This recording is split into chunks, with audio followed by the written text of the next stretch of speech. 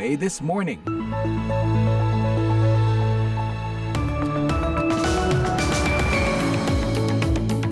Halo, selamat pagi. Inilah siaran VOA This Morning, Kamis 8 Agustus 2024 yang dipancarkan langsung dari Studio 17 di Washington DC. Saya Utami Husin, kali ini ditemani produser Bani Rahayu dan teknisi Zainab Abdul Rahman. Laporan-laporan hangat yang telah disiapkan redaksi VOA pagi ini akan berkenaan mengenai apakah sosok-sosok yang dipilih sebagai calon wakil presiden oleh para calon presiden Amerika berperan menentukan dalam pemilihan mendatang.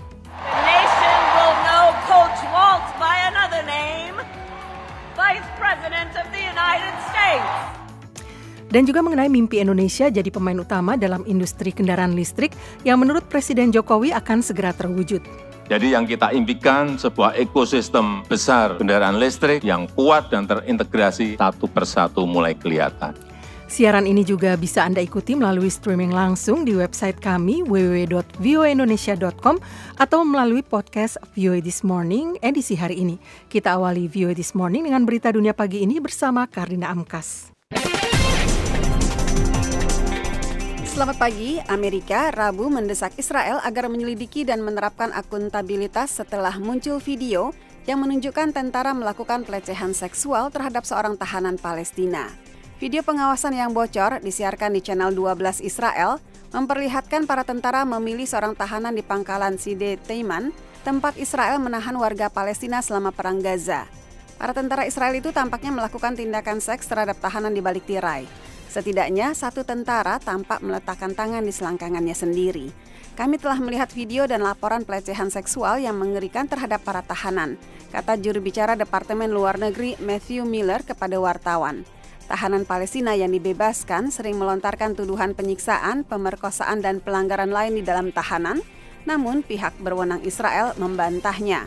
Hak asasi manusia para tahanan harus dihormati dalam semua kasus, dan ketika ada dugaan pelanggaran, pemerintah Israel perlu mengambil langkah-langkah untuk menyelidiki mereka yang diduga melakukan pelanggaran, dan jika perlu meminta mereka bertanggung jawab, kata Miller. Seorang juru bicara militer Israel yang dihubungi kantor berita AFP mengatakan militer sedang mempelajari laporan tersebut. Seorang warga negara Indonesia, WNI di Philadelphia, tewas ditikam pada Minggu 5 Agustus. Konjen Republik Indonesia KJRI New York Rabu mengatakan terduga pelaku juga seorang WNI. KJRI New York sudah dihubungi oleh beberapa masyarakat Indonesia di Philadelphia yang menginformasikan bahwa terdapat seorang WNI yang meninggal akibat menjadi korban dari penusukan.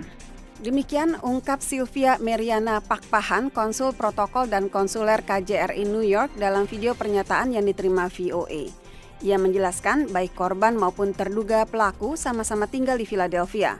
Belum jelas apa hubungan korban dengan pelaku maupun kronologi dan motif penikaman. Keduanya tiba di Amerika pada Agustus tahun lalu.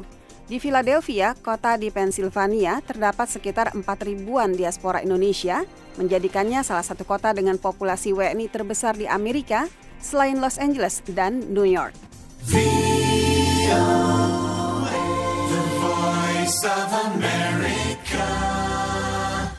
Organisasi Kerjasama Islam, OKI, Rabu mengadakan pertemuan mendesak di Jeddah. Mereka berfokus pada meningkatnya ketegangan dan masalah kedaulatan regional di Timur Tengah. Majelis Menteri-Menteri Luar Negeri menanggapi pembunuhan baru-baru ini terhadap Ismail Haniyeh, mantan Perdana Menteri Palestina dan pemimpin Hamas, dan serangan ke wilayah Iran. Dalam pertemuan itu, Menteri Luar Negeri Gambia, Mamadou Tangara, menekankan dampak insiden itu terhadap diplomasi internasional. Today we stand at a critical juncture in the history of our ummah. Saat ini kita berada pada titik kritis dalam sejarah umat manusia, menghadapi krisis yang mengancam upaya diplomasi selama puluhan tahun dan menyeret dunia kita ke dalam konflik yang lebih dalam, kata Tanggara. Pembunuhan ini tidak akan memadamkan perjuangan orang-orang Palestina. Sebaliknya, ini akan memperkuat perjuangan rakyat Palestina, menggarisbawahi pentingnya keadilan dan hak asasi manusia bagi rakyat Palestina, imbuhnya. 2 tersangka ekstremis ditangkap di Austria Rabu menurut pihak berwenang. Satu dari mereka tampaknya merencanakan serangan terhadap acara di wilayah Wina, antara lain konser Taylor Swift. Franz Ruf, Direktur Keamanan Publik di Kementerian Dalam Negeri Austria mengatakan bahwa pihak berwenang mengetahui aksi persiapan untuk kemungkinan serangan dan juga bahwa fokus pelaku pada konser Taylor Swift di Wina, lapor Badan Pers Austria. Ruf mengatakan remaja usia 19 tahun itu telah bersumpah setia kepada kelompok ISIS. Warga negara Austria tersebut diyakini menjadi radikal di internet. Ruf mengatakan bahan kimia diamankan dan sedang dievaluasi. Dia tidak merinci lebih detail. Swift dijadwalkan menggelar konser di Wina pada Kamis, Jumat, dan Sabtu sebagai bagian dari Eras Tour. Panitia kemudian membatalkan konser-konser tersebut. Jumlah perempuan yang melakukan aborsi di Amerika meningkat dalam 3 bulan pertama 2024 dibandingkan dengan jumlah sebelum Mahkamah Agung atau MA membatalkan Roe versus Wade. Demikian hasil laporan yang dirilis Rabu. Ini mencerminkan upaya negara bagian yang dikuasai Partai Demokrat untuk memperluas akses.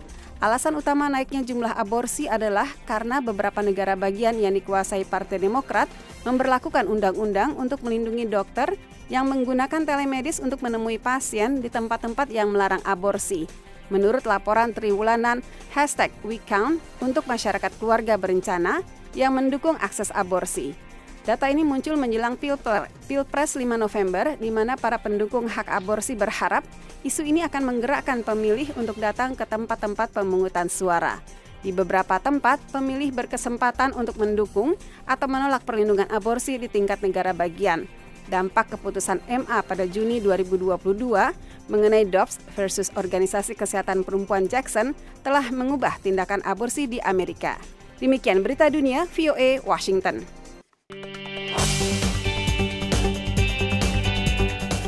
Pendengar, calon presiden dari Partai Demokrat dan Partai Republik telah sama-sama memilih pasangan calon wakil presiden dalam pertarungan November nanti. Pertanyaannya, apakah pemilihan tokoh cawapres ini akan benar-benar mendorong peluang tim kampanye masing-masing partai untuk memenangkan pemilu presiden Amerika? Berikut laporannya. And in 91 days, the nation will know Coach Waltz by another name, Vice President of the United States. Pendengar, dengan keyakinan yang tinggi atas keputusannya, Wakil Presiden Kamala Harris pada Selasa memperkenalkan Gubernur Minnesota Tim Walz sebagai mitranya dalam satu rally di Pennsylvania. Sementara calon Presiden Partai Republik Donald Trump juga menyampaikan pujian serupa kepada pendampingnya Senator J.D. Vance dari negara bagian Ohio. Tapi mantan presiden itu sebelumnya mengecilkan arti penting memilih seorang wakil presiden. This is well documented.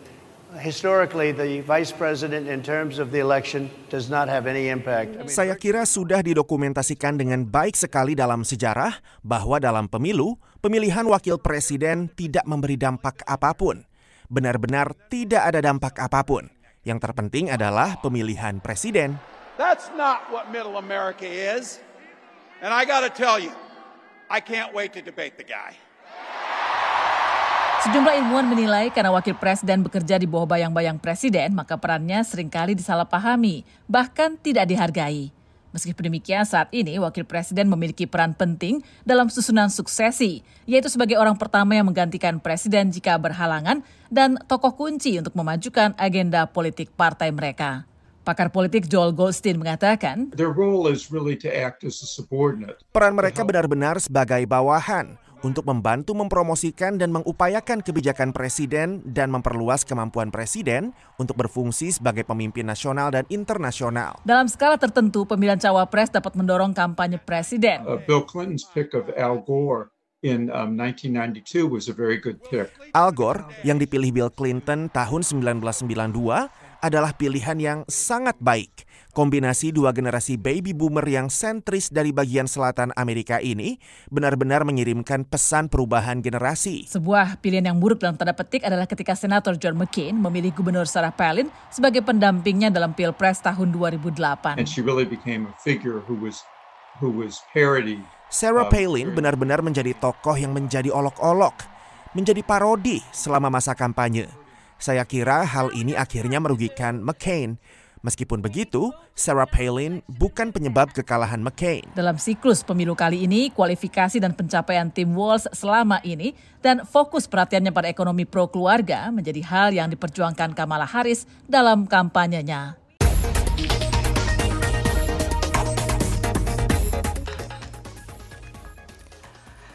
Pendengar, rencana Iran membunuh mantan Presiden Amerika Donald Trump tampaknya berpusat pada seorang lelaki Pakistan yang ada kaitannya dengan Teheran. Iran sendiri juga berharap menargetkan para politisi dan pejabat tinggi Amerika lainnya. Berikut laporan koresponden Keamanan Nasional VOA, Jeff Seldin selengkapnya. Menurut dokumen dakwaan yang diungkapkan hari Selasa 6 Agustus, Asif Merchant, 46 tahun, menghabiskan waktu 2 pekan di Iran sebelum terbang ke Amerika pada bulan April. Ia berada di sana untuk mencari bantuan untuk menargetkan beberapa pejabat pemerintah dan politisi. Rencana tersebut, menurut para jaksa, terdiri dari 3 bagian. Mencuri dokumen atau dokumen komputer dari rumah seorang target, merencanakan protes, dan kemudian membunuh para target di wilayah Amerika. Gedung Putih menolak berkomentar mengenai rincian kasus tersebut, tetapi menyatakan bahwa menghadapi ancaman Iran telah menjadi prioritas utama.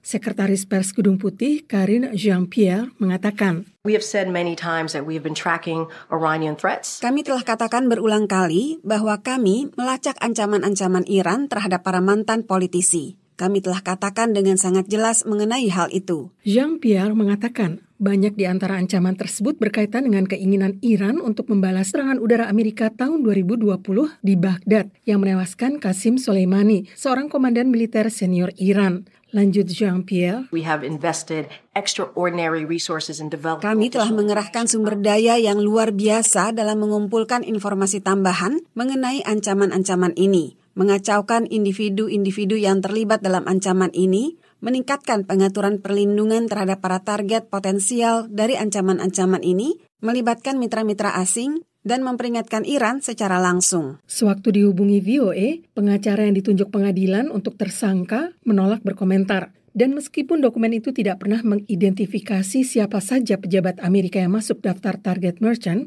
Ketua Komisi Intelijen DPR Amerika mengemukakan dalam sebuah pernyataan bahwa kasus inilah yang mendorong Dinas Rahasia Amerika untuk meningkatkan keamanan bagi mantan Presiden Donald Trump. Para petugas Amerika menangkap merchant pada 12 Juli, sehari sebelum percobaan pembunuhan yang tidak terkait rencana itu yang menargetkan Trump dalam sebuah rapat umum di Pennsylvania Barat.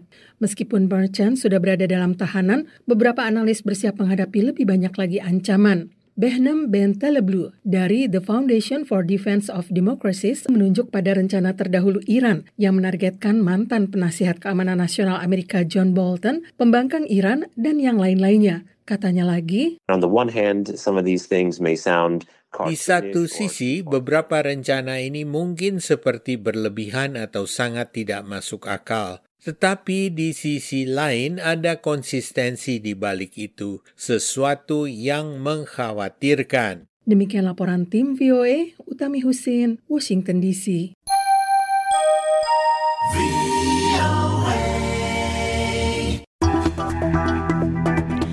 Dari Jakarta, reporter VOA Gita Intan melaporkan Presiden Joko Widodo meresmikan pabrik anoda baterai litium PT Indonesia BTR New Energy di Kendal, Jawa Tengah hari Rabu. Jokowi percaya Indonesia bisa menjadi pemain utama dalam industri kendaraan listrik global. Berikut laporannya. Mulai dibangunnya pabrik bahan material untuk baterai kendaraan listrik di berbagai provinsi diklaim sebagai mulai terbangunnya ekosistem kendaraan listrik di Indonesia. Hal ini disampaikan Presiden Jokowi saat meresmikan pabrik anoda baterai litium milik PT Indonesia BTR New Energy di Kendal, Jawa Tengah. Jadi yang kita impikan sebuah ekosistem besar kendaraan listrik yang kuat dan terintegrasi satu persatu mulai kelihatan. Ekosistem kendaraan listrik tersebut, kata Jokowi, dilengkapi dengan pembangunan smelter nikel dan turunannya di beberapa wilayah seperti Morowali dan Weda Bay. Smelter PT Freeport Indonesia juga akan mulai berproduksi pada bulan September, disusul dengan smelter boksit di Mentawai, Kalimantan Barat. Sehingga kalau semuanya jadi, sekali lagi, ekosistemnya akan terbangun, kita akan bisa masuk ke global supply chain. Yang itu akan memberikan nilai tambah yang besar, baik masalah rekrutmen tenaga kerja maupun terhadap pertumbuhan ekonomi kita. Dalam kesempatan ini, Jokowi mengakui tidak mudah membangun sebuah ekosistem dalam kendaraan listrik. Keputusan pemerintah sebelumnya untuk menyetop ekspor bahan mentah nikel yang merupakan salah satu bahan utama baterai listrik masih menuai pro dan kontra hingga saat ini. Namun katanya konsistensi kebijakan pemerintah mulai membuahkan hasil dengan melonjaknya nilai ekspor nikel serta terbangunnya ekosistem kendaraan listrik di tanah air. pabrik anoda baterai litium di Kendal ini akan bisa memproduksi 80.000 ton material anoda per tahun. Dengan kapasitas tersebut setidaknya bisa memproduksi 1,5 juta mobil listrik. Pengamat energi Fabi Tumewa sependapat bahwa Indonesia kelak akan bisa menjadi pemain utama dalam industri kendaraan listrik di tingkat global. Apalagi di Asia Tenggara, ujarnya, baru Indonesia dan Thailand saja yang mengembangkan ekosistem kendaraan listrik. Ya, saya kira kalau produksi baterai untuk kendaraan listrik ya, itu sangat mungkin kita menjadi pemain. Karena nggak ada lagi kan selain Indonesia di Asia Tenggara yang memproduksi baterai. Nah, kita punya keunggulan kan, punya nikel yang diolah, tapi sekarang juga udah ada anoda dan lain-lain. Jadi ini kan harus bilang rantai pasok ya. Jadi kalau nanti bisa mendukung untuk pembuatan baterai yang kompetitif, maka tidak heran kalau Indonesia akan bisa jadi pemain besar untuk produksi itu. Meski demikian, pemerintah diminta menyasar domestik terlebih dahulu karena target populasi kendaraan listrik yang ditetapkan oleh pemerintah hingga selambat-lambatnya tahun 2030 adalah 1 hingga 2 juta kendaraan listrik. Lebih jauh, Fabi menilai harga kendaraan listrik yang bersaing dengan harga kendaraan BBM membuat tren kendaraan listrik semakin membaik. Dari Jakarta, Gita Intan melaporkan untuk VOA Washington.